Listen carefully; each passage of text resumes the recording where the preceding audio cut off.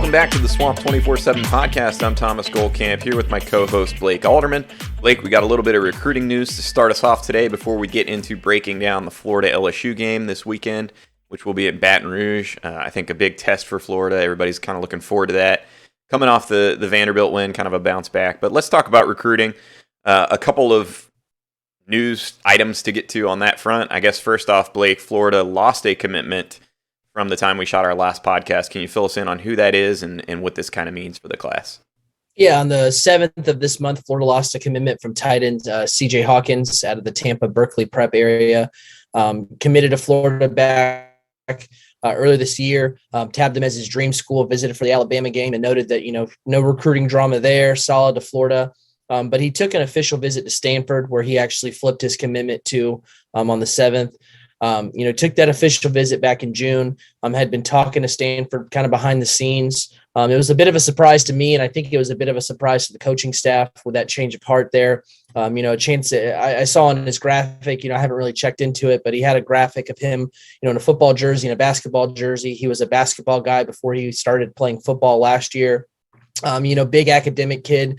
So I think just the allure of Stanford's academics, maybe the chance to play two sports out there, I think ultimately was the reason for that change of heart. But again, a surprise to me. It sounds like it was a surprise to the coaching staff. So now Florida doesn't have a tight end commit. They're, kind of looking around at some guys. Earlier this weekend, Florida actually kind of kicked the tires back again on an LSU commit named Mason Taylor. Committed to LSU earlier this year, landed an offer from Florida back in the summer, talked to Tim Brewster on Sunday of this past weekend. Jason Taylor is his father, the Miami Dolphins legend. So, there's he's a coach at St. Thomas Aquinas, where Mason attends. No visits there planned out to get to Florida. I don't believe he's even taken his official visit to LSU yet. I believe he'll take that later this year. But, right now, Florida's not really got a lot of targets left on that tight end board, but Mason Taylor seems like a guy they're going to kick the tires on.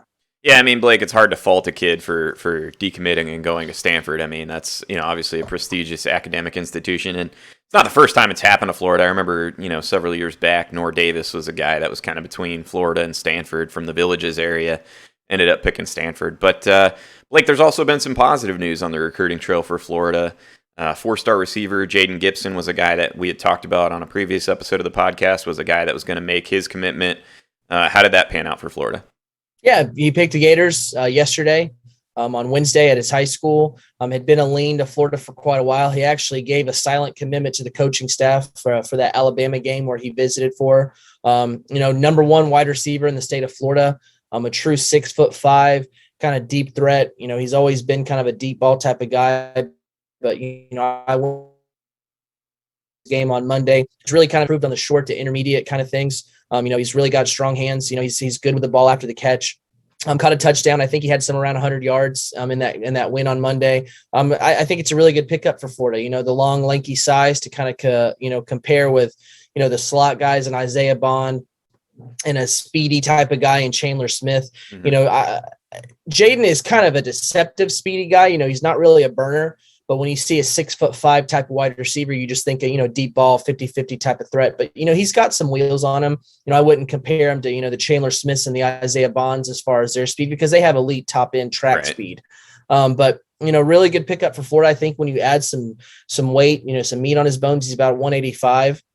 Tall, lanky type of guy, but I think when you add some meat on the bones there, I think he's gonna have a really good career. And I think one of the things that impresses me the most is, the jump that he's made from year to year in high school. Even from junior year to senior year, you see the improvements. From 7-on-7 in the offseason, you could see him make those improvements and kind of have a chance to take over games. But Florida's really putting together a really nice wide receiver class with Bond, Smith. Now Jaden Gibson, 5-star wide receiver Evan Stewart is still out there. Jaden actually said that he's going to, continue to kind of keep in his ear now, try to recruit, Evan Stewart to Florida. So, Florida's putting together a really good wide receiver class. So, that's a big shout out to Billy Gonzalez, who's already putting together a solid class. He's the last two classes, he's really done a good job. Yeah, I think, obviously they had that class early on with Trent Whittemore, Deontay Marks, and who's the third guy I'm forgetting? Marcus Weston. They had that class, and so far that class hadn't really panned out. Trent Whittemore is looking like he was kind of a good pick, kind of accurately rated. Jamarcus Weston haven't seen as much of him, but I think when you look at that class that you had Xavier Henderson and Jaquavian Frazier, both of those guys seem to be panning out. You start stacking more of these 4-star types like they're doing this year, especially with, like you said, some of the speed that they got. You got to feel good about that position going forward. But Blake, let's shift over to the LSU game real quick. LSU obviously going through it a little bit this year, really ever since they won that national title in 2019. I want to say they're 8-8 since then. Last 3 games in the SEC, they get by Mississippi State, but really probably gave up that game against Auburn. They were up pretty big in that one, and then last week Kentucky kind of ran all over them. What do you see from the Tigers? And I guess let's start talking about the matchups in that game. I think for me, it's just the fact that they've really struggled to stop the run, and obviously Florida does a really good job there with that. I think that's going to kind of be the key to the game to me, with Florida having that strong rushing attack and LSU struggling there. But those are just kind of my opinions from there. But I know you've actually watched LSU pretty much in depth. You've watched a lot of their last couple games. What do you see from the Tigers after your in-depth look at them? Well, I think the number one thing that stands out to me is LSU doesn't have the amount of dudes that they normally do. And part of that's injury. They've got defensive end Ali Gay is now missing. Keyshawn Booty is out at receiver, who I thought was probably their best player on offense. You've got a pair of top cornerbacks out in Derek Stingley and Eli Ricks. So this year's game is shaping up a lot like last year's game, in the sense that I think LSU came in with something like 54, 55 scholarship guys in the swamp last year. They won't be that limited this season, but a lot of the guys that are out are kind of some of their top guys. So I think, at least offensively, when you look at it, there's not a whole lot of guys that I really circle now. Keyshawn Booty was probably the number one guy that you would circle and say, okay, when LSU is moving the ball offensively, he's consistently the guy that is most involved. I think quarterback-wise, LSU, Max Johnson, Florida saw what he could do last year. He's a guy that certainly looks like the son of a former NFL quarterback, that being Brad Johnson, obviously, who played for the Bucs back in the day, won a Super Bowl.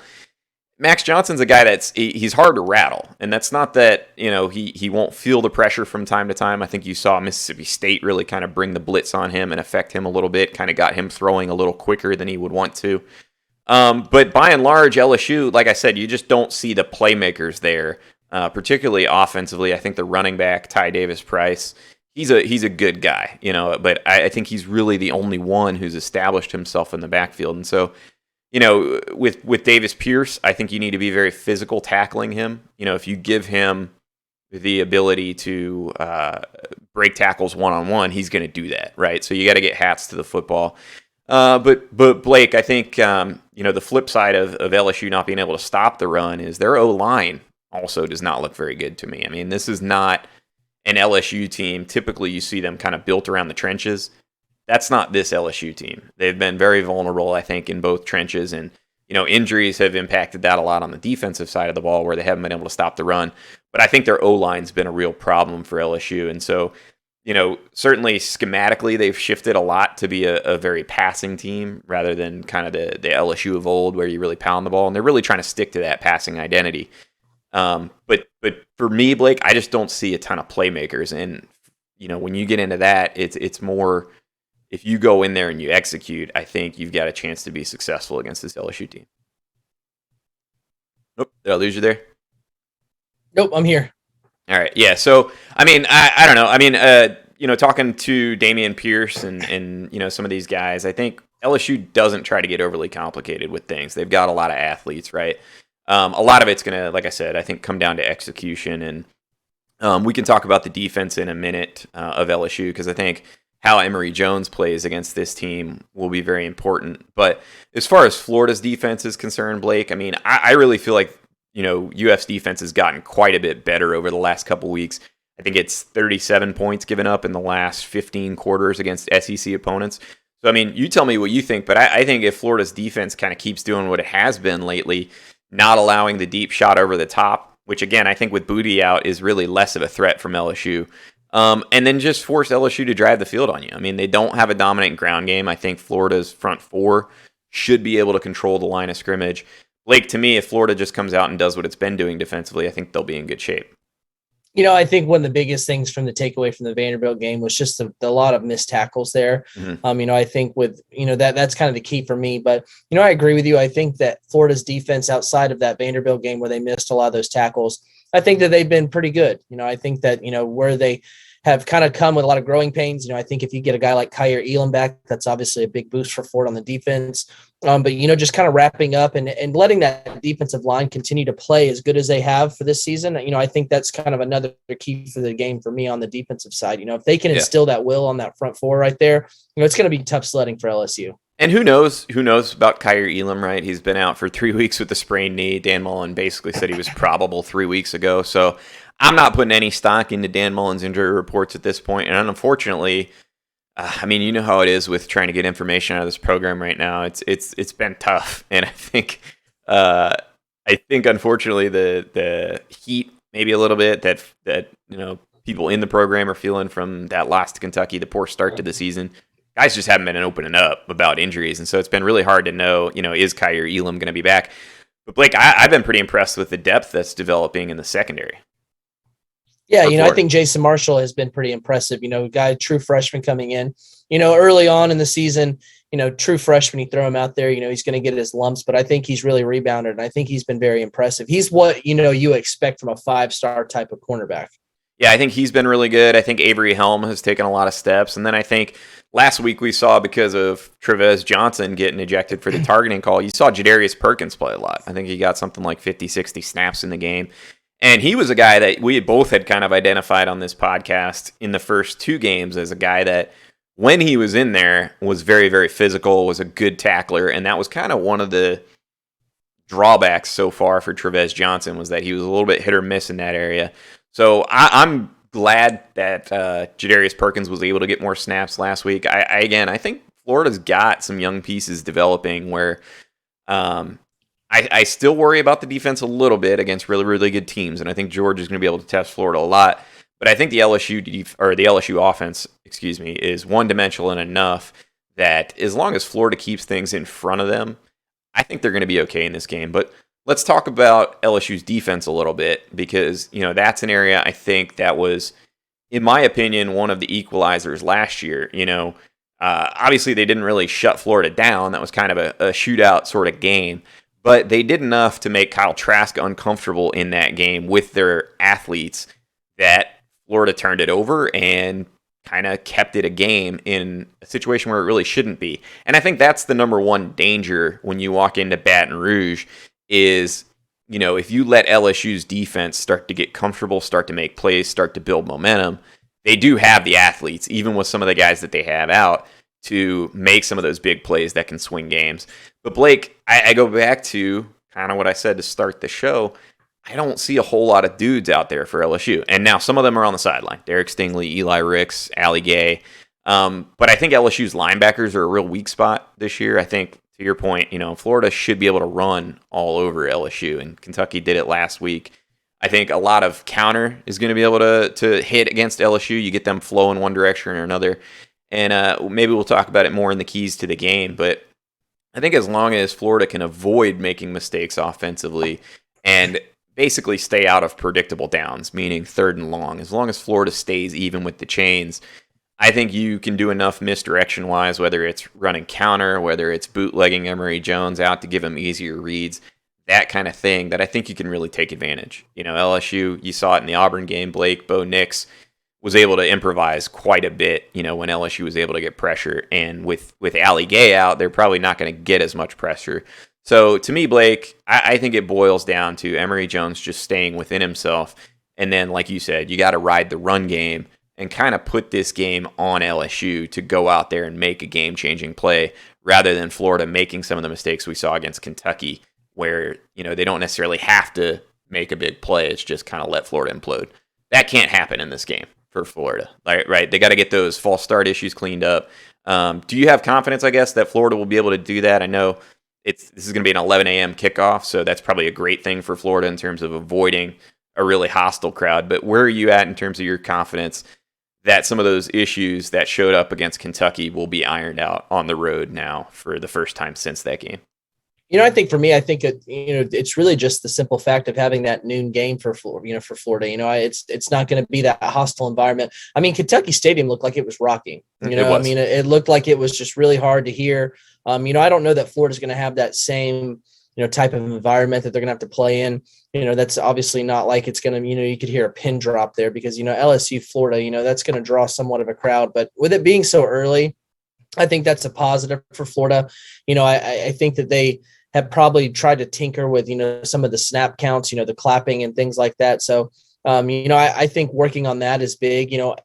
It's kind of hard for me to say for sure, but I just think the sheer fact of it's not going to be, Kroger Field out there with, packed crowd, everyone going crazy there. So I think that's the silver lining for Florida there. And doesn't it sound weird that we're talking about comparing Tiger Stadium to Kroger Field? And that's a legit comparison this year. Props to Mark Stoops over at Kentucky, man. I know we talked about it a little bit after the game, but he's done a hell of a job with that program. And, dude, Lexington's been popping off. I watched it when, LSU went in there last week. That place was rowdy, at least sounding on TV. It sounded like it was an issue. And the fact that, obviously this game's at 11 a.m. for Florida local time is going to help. But, that's the kind of year we're in, man. 2021, a lot of these top teams have already lost. Alabama's lost. Clemson's lost. Unfortunately for Florida fans, Georgia's the one team that kind of looks like a juggernaut right now. But that's where we're at, man. Anything can happen in college football, and I think anything can happen when Florida and LSU meet. So, Blake, let's take a quick commercial break, and then when we come back on the other side, I want to talk to you about the importance of this game in terms of the big picture, and then we'll break down, both you and me, kind of the keys to the game for Florida and LSU this weekend, right after this commercial break.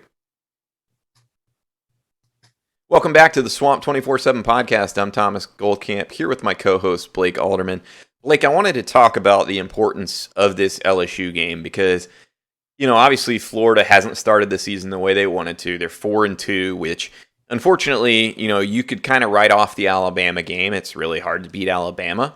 And I think everybody going into the year kind of had that one penciled in as a loss. And the hope was that you could get to the Georgia game where that one basically decides the East.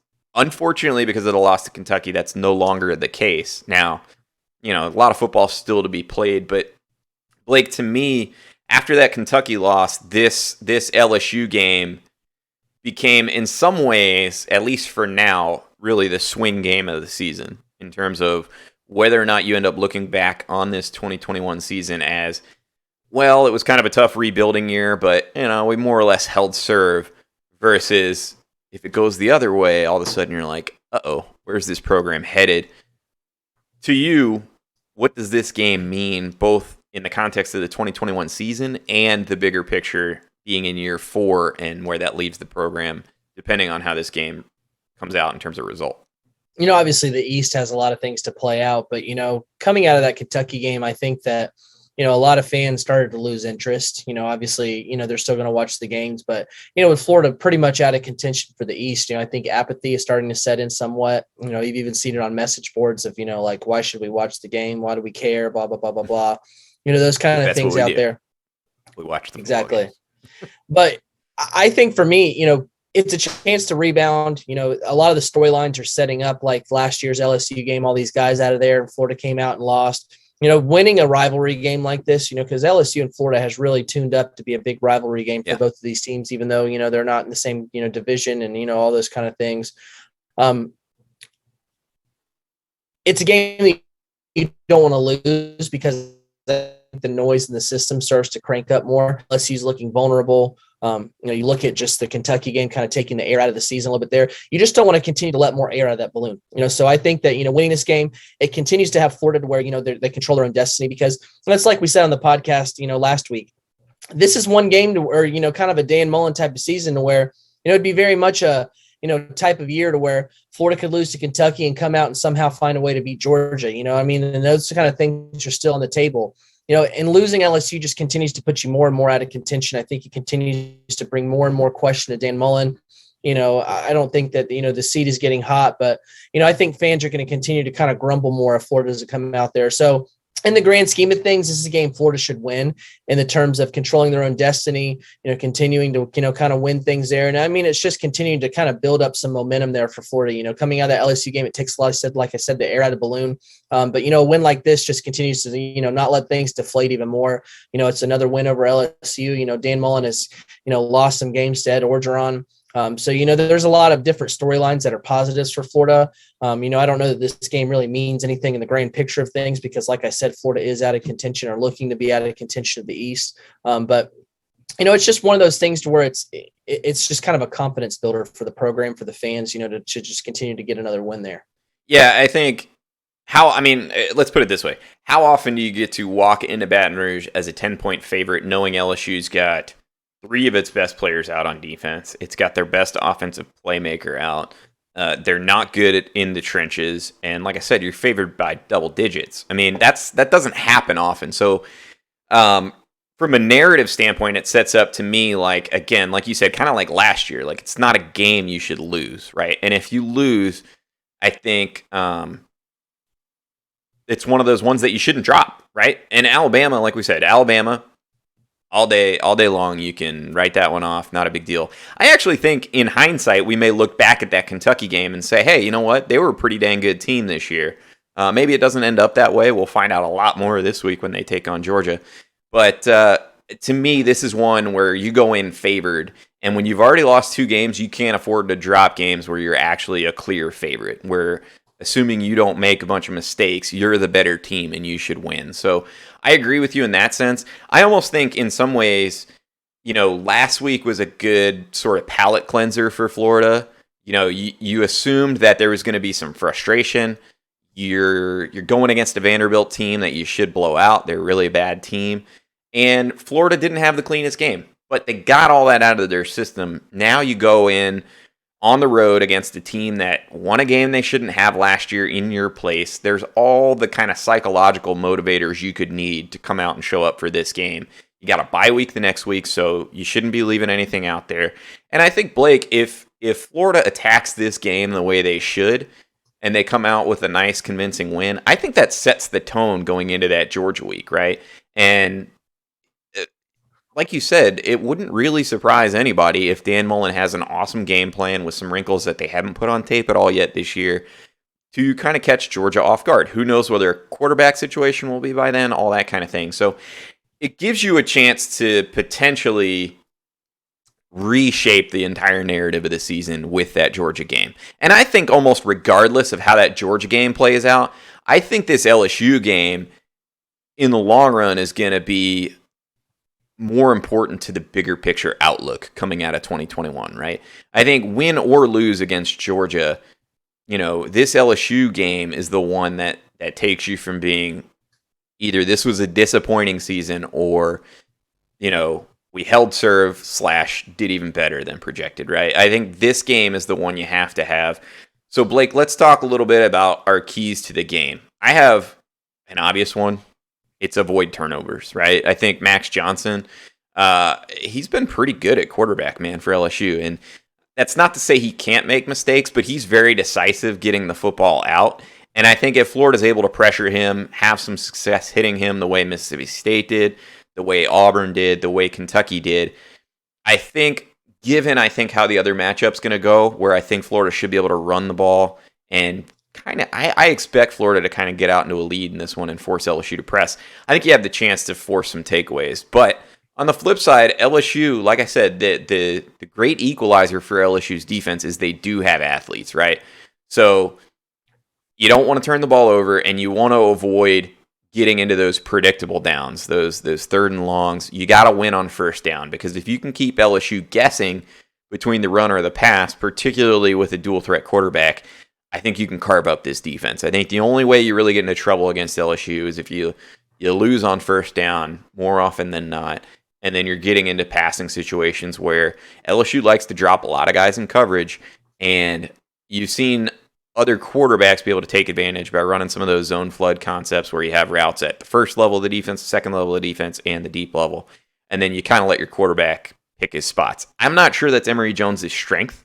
Now, Florida will try to do that, but I think, Blake, you got to avoid turnovers, and you got to stay ahead of the chains. To me, those are 2 of my biggest keys. What do you see as some of the keys to this game? I kind of go back to the Vanderbilt game wrapping up. I think that, you play a team like Vanderbilt that could have very well had, 3 missed field goals and a touchdown that was called back. Obviously it was still going to be a blowout win, but those type of mistakes, if you do that on the road, you do that again. I know it's an early game, but if you keep the crowd in there by missing tackles, letting LSU continue to move and have life, those are things you need to do. Cleaning up the tackle, being physical. I think those are the big things on defense for me. And then offensively, it's just the offensive line just continue to get pushed, opening up those running lanes. Florida's got some backs, they have talent back there. The offensive line has played very well this season. I think that they've exceeded my expectations. They've had some games, the LSU game, the Kentucky game where they had some setbacks. But, if they can continue to just, limit those penalties, continue to get pushed there, I think it's going to really help Florida continue to, open up the run game. Pass protection, they've been really well this season there. But, I think that it all starts up front for Florida. Yeah, I agree with you. And I guess that's kind of something we've neglected a little bit to this point is Florida's O-line does come in pretty banged up. Richard Garage missed the game at left tackle last week. I didn't think Michael Tarquin was quite as good on that left side as he was on the right. Kingsley's been a little banged up at center. So we'll see how healthy Florida is, on the O-line. That could be a big factor if they have some of those starters missing and have to kind of go with a makeshift line. But I'm with you. The other thing I think, Blake, that could be a factor in this game, and this kind of boils down to what you're talking about of not letting the crowd get into the game, not letting LSU feel like they're in the game, basically, right? Not letting that be a factor. I think with a 3-3 LSU team coming in, you've got some quitting potential there, right? Like they know in the fan base that Ed Orgeron's seat is burning hot. They know that this season could go really south in a hurry. They've got, like I said, we talked about all the key players that they have that are out. What I want to see Florida do is make LSU tackle you. Make them get you to the ground on offense, right? And some of that will be dictated by how well Florida can get to the second level. Again, I don't think LSU's linebackers are very good, and that's the biggest difference I see with this LSU defense compared to most of the ones we're used to seeing. I don't think they're nearly as good at linebacker. But I look at, especially the Mississippi State game, LSU is very quick. They got a lot of athletes in the back end, and they like I said, they like to drop a lot of guys in coverage. But when you're talking about that run game, when you're making these DBs tackle, they come up. I don't see them wrapping up all that well. So I want to see guys not go down on first contact, and Florida's been pretty good at that. If you can break some tackles, Blake, and really kind of just demoralize LSU from the standpoint of they think they have you, you break a tackle, it spills for a first down, kind of the things that we've seen Florida's ground game do all year. I think you can get LSU to quit in this game. And to be quite frank with you, Blake, I think this is a game that Florida should win pretty comfortably. I agree. So you're taking the over. I actually made the mistake of not even checking the over-under. What do we got? It's 11. The spread's 11. Yeah, 10.5, 11, I think is right. We got the spread is 11.5. Spread's 11.5.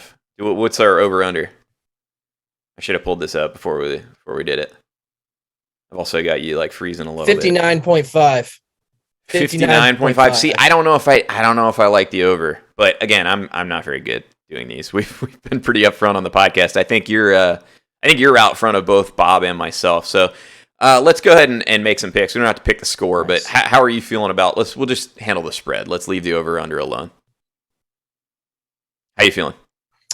I think Florida takes it. I like 11.5. I think that if Florida can come out and instill their will, I think that I agree with you. I think LSU will quit, and I think Florida can pull away.